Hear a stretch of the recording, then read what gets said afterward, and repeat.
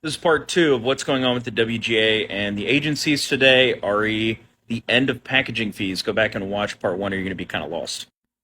So to recap, you're a writer, but pretend you're LeBron James and you've got an agent. He makes 10% of whatever you make, and you just finished your negotiation for another season of basketball, and you feel pretty good about it. You won some battles, you lost some battles, but then he comes back to you and gives you your 10% back, and you're like, agent, thanks, man. But how are you going to live? How are you going to eat?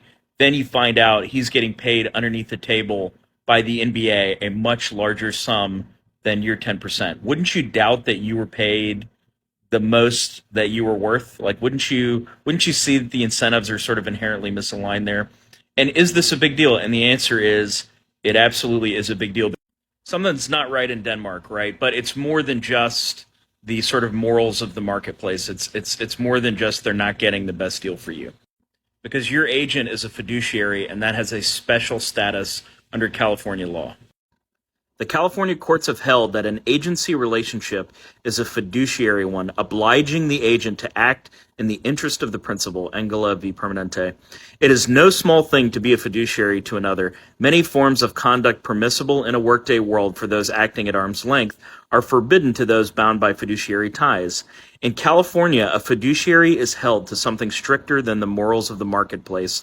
Quote, not honesty alone, but the punctilio of an honor the most sensitive is then standard of behavior, end quote, the courts have held. As a fiduciary, the talent agent has broad authority to act on behalf of a writer, but cannot violate four express duties owed to the writer: loyalty, the avoidance of conflicts of interests, not to undertake actions adverse to the writer, and not to commingle property of the writers. So essentially, by relying on packaging fees, the agencies were violating their position as fiduciaries for these writers. And what did the WGA do? They fired all their agents and filed a bunch of lawsuits. And frankly, it was pretty badass. It took a while.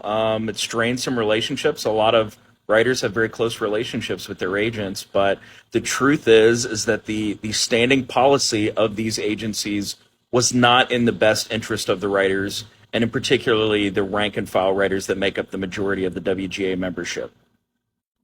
And the WGA has won. Packaging fees are basically over with today.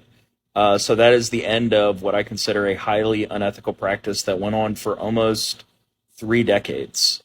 Pretty insane that stuck around for as long as it did. Hang around for part three. I got a few more things to say.